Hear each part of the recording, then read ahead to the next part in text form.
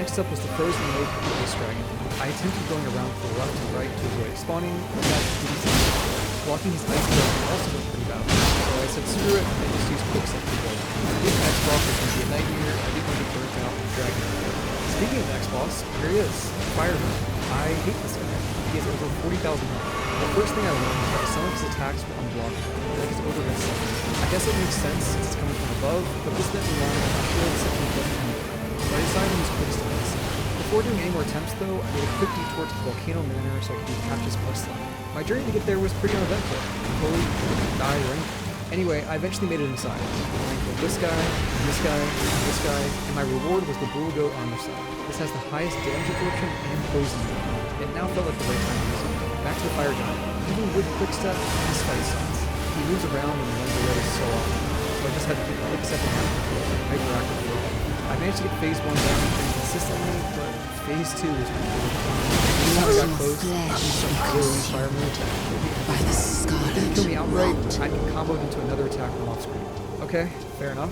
My natural response to this was to try and keep my distance. So my idea was to bring out the rot arrows again. This was a bit tricky to pull off, but I managed to proc Scarlet Rot and then quick stepped away. By the way, I was getting shot by fireballs this entire time, and that was also not fun. My hope was that Scarlet Rot would be enough to kill him. It was not. I tried finishing him off, and he hit me with the fire breath. Awesome. I even tried getting a second thrusting sword for extra DPS once I realized I was hardly using my shield. I kept trying for another hour, but this still wasn't enough. Could someone better than me do this? For sure, but they're not the one making this video, so I conceded to using something that would make this easier. My options were to use my horse or summon Alexander. My thought was that using the horse would make this fight no different than the movie, so I went with the more interesting option, Alexander. I didn't even give him a chance on other playthroughs, to be honest. The fact that summoning him disabled my horse was enough to put me off, but I wasn't going to use my horse, so hey, why not? Yeah, turns out that Alexander fucking rules. When he hits hard. We're talking several thousand damage.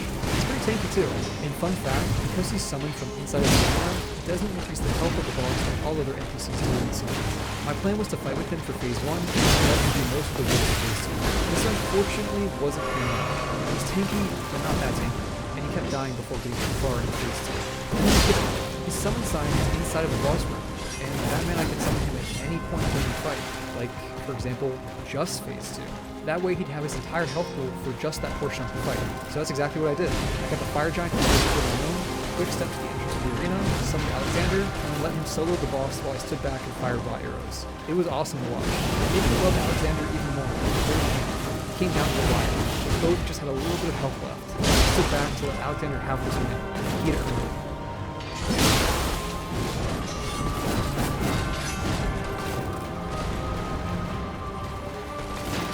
Tragedy struck. Alexander didn't survive, but I wouldn't let his death be in vain. Fire giant down. Next it was on to Fair Missoula. I was a little concerned about the platforming here. Since it was a floating city in the sky, I knew there was potential for a required jump that might end the run outright.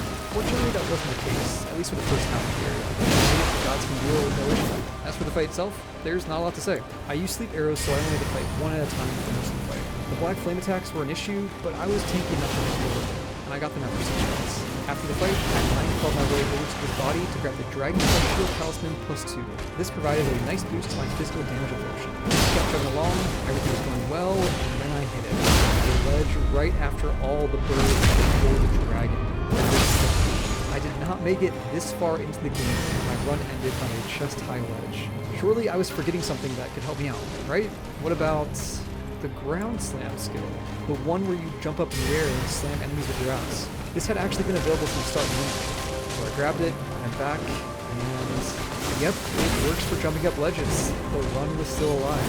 After getting the next checkpoint, I also immediately went back to the ledge on the stone bridge in the mountains so I could prove that one time using the force wasn't actually necessary. So taking that into account, this is still technically a mountain swim. Then I went back to the sewers so I could cross the ledge down here too. I hopped over the ledge, hopped into the pipe, and took the elevator down. Next I fought Mog, and I'll spare you the details. I'm sure you get the whole blocking and poking thing by now. At the back of this arena, there's a secret passage that you can reveal by now. I know at least one person watching this right now is having their mind blown. This secret area contains the hardest platform section in the game, and I had to do it without my run. It was painful. Eventually though, I mastered the button, and I used it to outpost myself. There, I got the reward. This bad boy has a guard boost of 90%. It's a monster with a great shield with high elevation resistance too. To demonstrate how good it is,